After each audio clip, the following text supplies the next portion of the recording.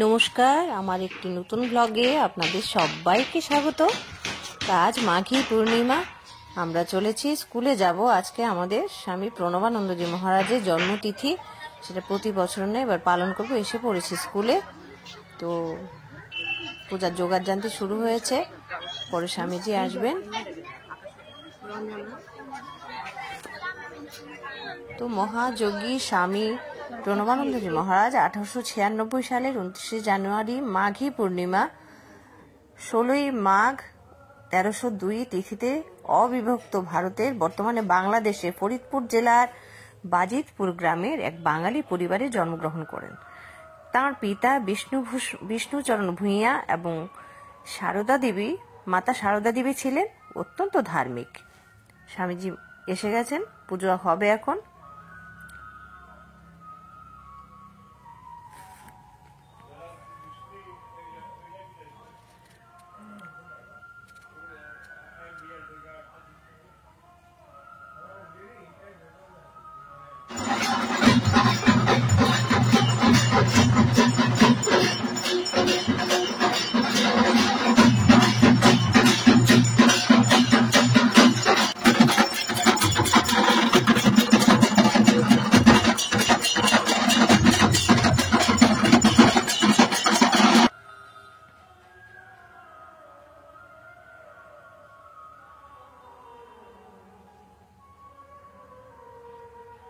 তো স্বামীজি আরতি করার পর আমি এদের সঙ্গে একটু ছবি তুলে নিলাম। এরা এসছে আমাদের স্কুল থেকে বিএড এর স্কুল টিচিংটা এটা করার ট্রেনিংটা করার জন্য।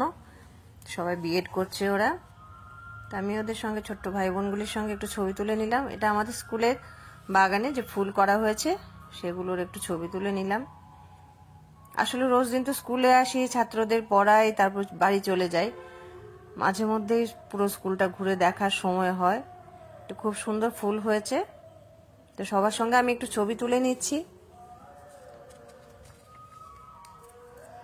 এরা তো সবাই আপনাদের পরিচিত, আমার সঙ্গেই থাকে সবসময়। মালবিক একটু করে দিচ্ছে।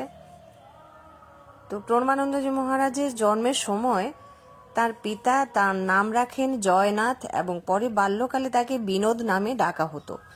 বিনোদ শৈশব থেকে অসাধারণ দার্শনিক প্রবণতা প্রদর্শন করতেন এবং দিব্য দৃষ্টি সম্পন্ন ছিলেন তিনি।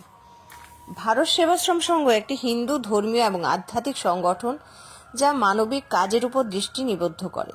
এটি সম্পূর্ণরূপে একটি জনহিতকর এবং দাতব্য সংস্থা, যার অসাম্প্রদায়িক এবং অরাজনৈতিক চরিত্র এবং দৃষ্টিভঙ্গি রয়েছে।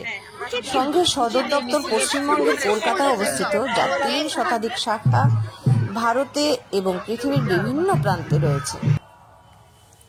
তো সবার সঙ্গে আমি একটু ছবি টবি তুলছি। এক্ষুনি বেরিয়ে পড়বে রেলি। সবাই রেডি হয়ে আছে, বাচ্চারা সবাই এসছে। প্রত্যেকটা ক্লাস থেকে, প্রত্যেকটা সেকশন থেকে রেলি বের হবে।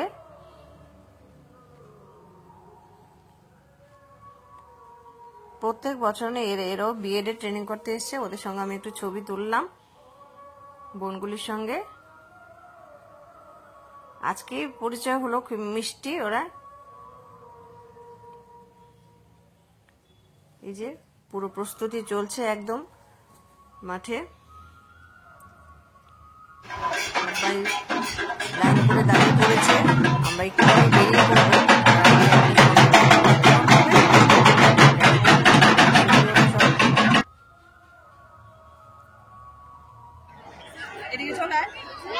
ও তো বড় হয়ে গেছে, ছোটবেলা থেকে পড়িয়েছি, এখন তো একটু একটু করে বড় হয়ে যাচ্ছে। এখন ক্লাস 8 হয়ে গেছে, কিছুদিন পর মাধ্যমিক দেবে, তারপর 12 দেবে, এমনি এমনি করে। আর এই বাচ্চাগুলো না আমাদের আশ্রমের আবাসিক বাচ্চা। এরা বিনা বেতনে আমাদের ভারত সেবাশ্রম সংস্থা ওদের পড়াশোনার ভার নিয়েছে, যতদিন না ওরা বড় হয়, মানুষ হয়। আজকে স্বামী প্রণবানন্দজি মহারাজের 130তম জন্মতিথি।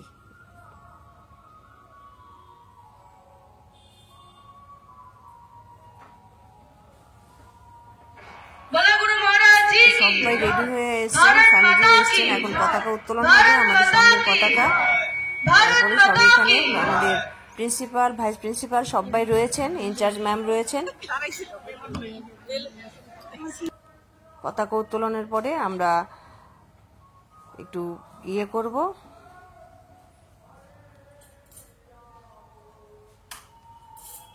এই যে গ্যাস বেলুনগুলো, এগুলো উত্তোলন করা হচ্ছে।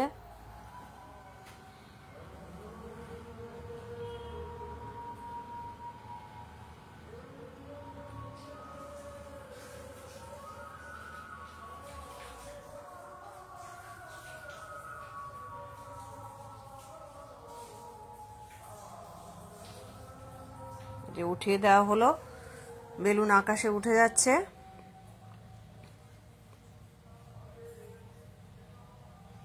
তো আমাদের প্রণবানন্দজি মহারাজের কিছু বাণী এখানে তুলে ধরলাম। মহাপাপ কি, দুর্বলতা; ধর্ম কি, সংযম বা ত্যাগ;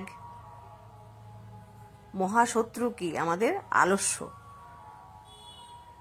তো সবাই যারা এসছে, মাঠে রয়েছে, সবার সঙ্গে আমি একটু ছবি তুলে নিচ্ছি আপনাদের সঙ্গে শেয়ার করব বলে, কেউ যেন বাদ না যায় সেই চেষ্টাই করি আমি সবসময়। সবাই রেডি একদম, আমরা বেরিয়ে পড়বো একটু পরেই।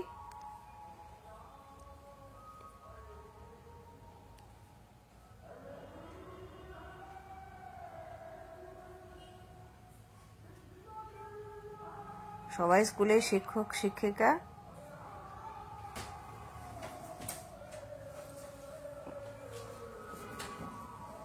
তো আমরা বেরিয়ে পড়েছি রেলি নিয়ে, সবাই মিছিলে আমরা যাচ্ছি। এখন এখান থেকে শুরু হয়েছে, স্কুল থেকে শুরু করে আমরা আশ্রম অবধি যাব।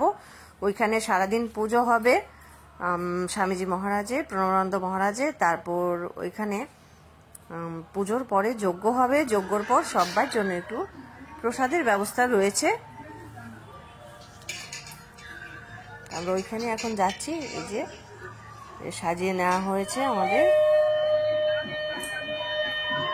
যুগাচার্য শ্রী শ্রী স্বামী পরমানন্দজি মহারাজ।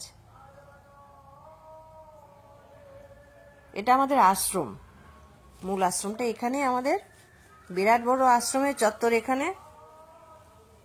ওই যে দেখা যাচ্ছে দূরে, ওইটাই আমাদের যেখানে আবাসিকরা থাকে, বাচ্চাগুলো থাকে এখানে। এদেরকে বিনা খরচায়, বিনা পয়সায় এদেরকে পড়াশোনা, এদের বিনা খরচায়, বিনা পড়াশোনা করা হয় যতদিন না বড় হয়। তো আপনারা সবাই ভালো থাকবেন, ততক্ষণের জন্য টাটা।